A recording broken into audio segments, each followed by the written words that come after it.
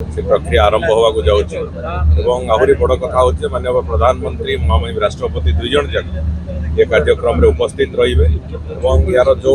Level of the programme जोटा थिला ताकू आहरी उच्च को नबा पाई आहरी उच्च कोटिर करबा पाई केंद्र सरकार जो भूमिका एवं जो संपूर्ण रूपे तांकर सहभागिता हम समस्त निश्चित भाव में अभिभूत करेछि एवं आम आशा करूछु जो आज कार्यक्रम निश्चित भाव में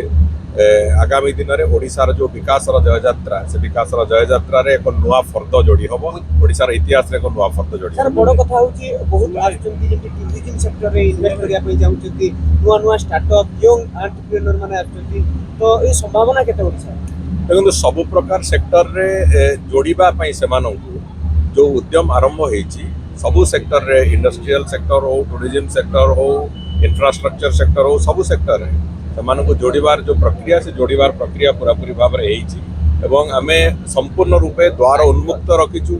मानसिकता उन्मुक्त रखिचु सब प्रकार सहयोगर रास्ता भी उन्मुक्त रखिचु प्रवासी बंधु माने जो माने चाहिए Odisha investment pi all of them will get red carpet welcome.